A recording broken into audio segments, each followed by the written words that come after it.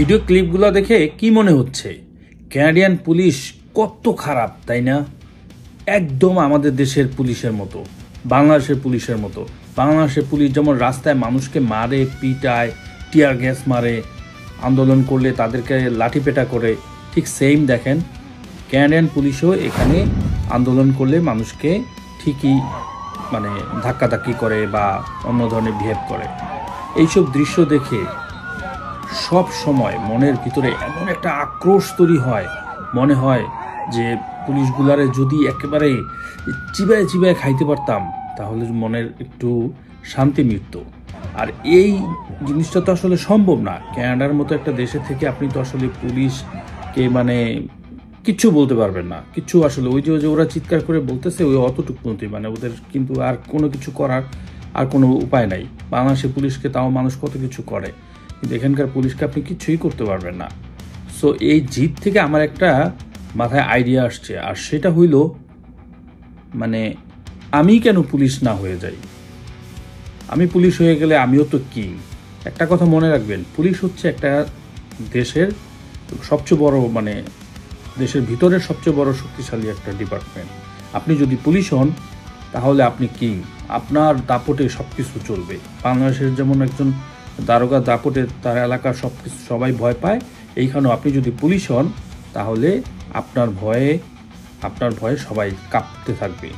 So আমার এই থেকেই আমার মাথার মধ্যে আইডিয়া আসছে যে আমি কানাডিয়ান পুলিশে জয়েন করব। তো চলেন আজকের ভিডিওতে আমি বলবো কিভাবে কানাডিয়ান পুলিশে আপনি জয়েন করতে পারেন। তো চলেন ভিডিওটা শুরু করা যাক।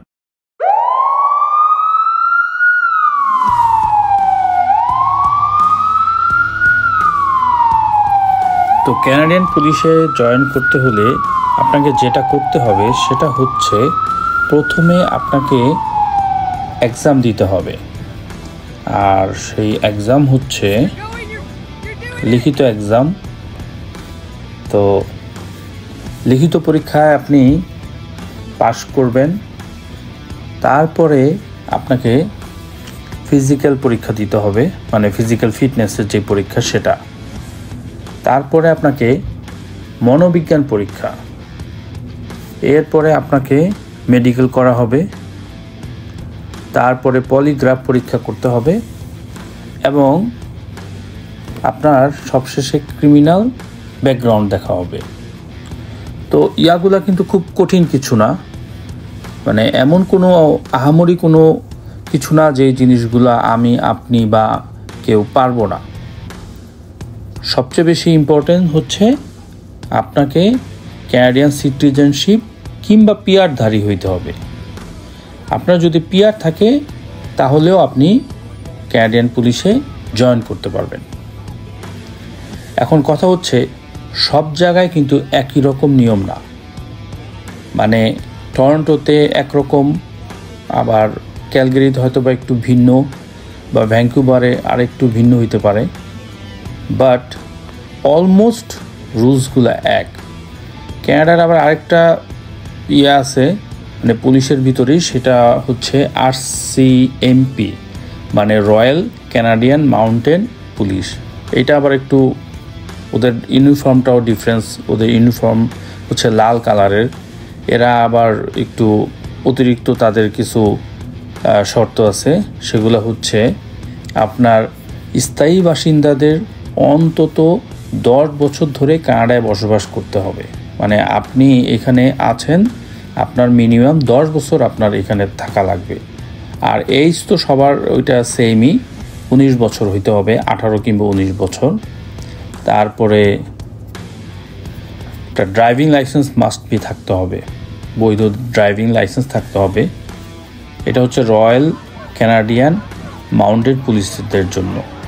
26 সপ্তাহের জন্য রেজিনাতে সাসকাচুয়ানে একাডেমি প্রশিক্ষণ নিতে হবে। কানাডা যে কোনো স্থানে স্থানান্তর হতে ইচ্ছুক হতে হবে। শরীরে এমন কোনো ট্যাটু থাকা যাবে না যা ঘৃণা, হয়রানি বা বৈষম্য উস্কে দেয়। ঠিক আছে? আর টরন্টো পুলিশের জন্য অতিরিক্ত আরও 3টা শর্ত হচ্ছে আপনার বয়স ন্যূনতম 18 হতে হবে, তারপরে আপনার ড্রাইভিং লাইসেন্স থাকতে হবে এবং আপনার সর্বোচ্চ 6 ডেমেরিট পয়েন্ট থাকতে হবে, আর আপনার সিপিআর সার্টিফিকেট ওইটা বা ফার্স্ট এড সার্টিফিকেট ওইটা থাকতে হবে। এই 3টা জিনিস মাস্ট বি। আর বাকি আগে যে বললাম যে ওগুলা তো সবগুলো থাকতেই হবে, আপনাকে লিখিত এক্সাম দেওয়া লাগবে, আপনার মেডিকেল ফিটনেস থাকতে হবে, তারপরে আরও যেগুলো বললাম সেগুলো থাকতে হবে। এর সাথে আপনার আরও কিছু আছে, আমি বলতেছি এখন। যে বলতেছিলাম যে আপনার মানে ক্যানাডিয়ান সিটিজেনশিপ কিংবা আপনার পিআর থাকলেই হবে। তারপরে আপনার হচ্ছে আপনার ক্যানাডিয়ান হাই স্কুলের ডিপ্লোমা কিংবা সমমানের কোনো সার্টিফিকেট থাকতে হবে। আপনাকে ইংরেজি কিংবা ফ্রেঞ্চ যে কোনো একটা জানলেই হবে। আপনার ক্যারেক্টার সার্টিফিকেট লাগবে, ব্যাকগ্রাউন্ড চেক মানে ক্রিমিনাল ব্যাকগ্রাউন্ড চেক যেটা হয় সেটা ক্লিয়ার থাকতে হবে, এবং শারীরিক যে ফিটনেস আর কি সেটা থাকতে হবে। আপনার আই এবং মানে হিয়ারিং পাওয়ার থাকতে হবে। তারপরে এই তো এই কয়টা জিনিস যদি আপনার ঠিকঠাক মতো থাকে তাহলেই মোটামুটি আপনি ক্যানাডিয়ান পুলিশে যোগ দিতে পারবেন। তো এরপরে আসে আপনার প্র্যাকটিক্যাল, যেই আপনি ধরেন এক্সামে টিকে গেলেন তখন আপনাকে প্র্যাকটিক্যালি আপনাকে ইয়ে করা হবে, ট্রেন করা হবে। তো ট্রেন হওয়ার পরে আপনার 26 সপ্তাহ, এক এক জায়গায় এক এক রকম। তো ট্রেন হওয়ার পরে তারপরে আপনি একজন কনস্টেবল হিসাবে আপনি প্রথমে এই ডিপার্টমেন্টে জয়েন করবেন। এখন আসি একজন পুলিশ অফিসারের মান্থলি বা ইয়ারলি স্যালারি কত হবে। তো আমি এখানে আমার মোবাইলে ওপেন করে রাখছি। একজন পুলিশ অফিসারের ইয়ারলি বেতন হয় 73+। চিন্তা করে দেখেন, তাদের বেতনও কিন্তু ফাটাফাটি। 73,000+ হচ্ছে তাদের ইয়ারলি বেতন। আর তাদের মান্থলি হচ্ছে আপনার মানে মান্থলি না তো, পার আওয়ার হচ্ছে তাদের $33+ হচ্ছে তাদের পার আওয়ার। তবে এটা এক এক জায়গায় এক এক রকম, এমন না যে শুধু মানে পুরো হোল ক্যানাডাতে এটা। তবে হোল ক্যানাডাতে একজন পুলিশের বেতন 64,000+, এটা হচ্ছে ইন জেনারেল। তবে এন্ট্রি লেভেলে সম্ভবত এটা হচ্ছে 43,000 থেকে তার উপরে যেতে থাকে। এক্সপিরিয়েন্স হইলে যত এক্সপিরিয়েন্স হয় তারপরে সেটা যায় প্রায় 93,000+ হইতে পারে। ইমাজিন করেন, তাদের বেতনও কিন্তু সেই রকম। আমরা এদিকে সেদিকে বিভিন্ন জবের জন্য খুঁজি, আসলে এই জায়গায় যদি আমরা একটু জবটা খুঁজি, মানে এই পুলিশের এইটা কিন্তু একটা ভালো একটা জায়গা। আমরা আসলে এদিকে বাঙালিরা তো কোনো নজরই দেই না। নিউ ইয়র্কে কিছু বাঙালি হয়তো বা ইয়া করে পুলিশ আছে, কিন্তু বাংলাদেশি কিন্তু এই ক্যানাডাতে কিন্তু কোনো বাঙালি কিন্তু ক্যানাডিয়ান পুলিশ আমি এখনো পর্যন্ত দেখি নাই। ইন্ডিয়ান কিছু দেখছি, শিখ টিক ওরা আছে কি ঠিকই, ইন্ডিয়ানরা বহুত চালাক, কিন্তু আমরা বাঙালিরা অনেক পিছায় আছি। অন্যান্য হাবিজাবিতে থেকে দেখি, কিন্তু এই সাইডে দেখি না। আচ্ছা দেখেন, আমরা একটু দেখি আমার এখানে মোবাইলে। তো বিভিন্ন প্রভিন্সে বিভিন্ন রকম। আমি টরন্টোরটা প্রথমে বলি। টরন্টোর আপনার যখন ক্যাডেট ট্রেনিং হইতে থাকে তখন তাদের বেতনের ইয়ে হচ্ছে 65,000+। চিন্তা করে দেখেন। আর আপনার যদি দেখেন ইয়র্ক রিজিয়নের যদি দেখেন তাহলে তাদের ট্রেনিংয়ের সময় তাদের বেতন হচ্ছে 60,000+। ওকে। আর এমনিতে যে আমি বলছিলাম যে রয়্যাল ক্যানাডিয়ান মাউন্টেন পুলিশ, যেটা আর কি RCMP বলি, সেইটার এন্ট্রি লেভেলের তাদের কনস্টেবলের স্যালারি হচ্ছে 71,000+। তো চিন্তা করা যায়, মানে বেতন দেখেও তো আমার মনে হচ্ছে যে অবশ্যই এটা কিন্তু 2025 সালের আপডেট ইয়া অনুযায়ী। তো গুড, ভেরি গুড। এরকম ভালো বেতন যদি পাওয়া যায় তাহলে তো একটা মানে নিশ্চিত লাইফ, তাই না? কি বলেন আপনারা? তো ভিডিওটা আর লম্বা করব না, আমি একেবারে শেষের দিকে চলে আসছি। তো আমার লাস্টে একটা কথা হচ্ছে, আপনি যদি এই দেশের পুলিশের জব নিতে পারেন তাহলে আপনি যে বুক টান করে মানুষের সামনে যে একেবারে একটা ভাব নিয়ে যে চলতে পারবেন, এই চান্সটা ছাড়া ঠিক হবে না।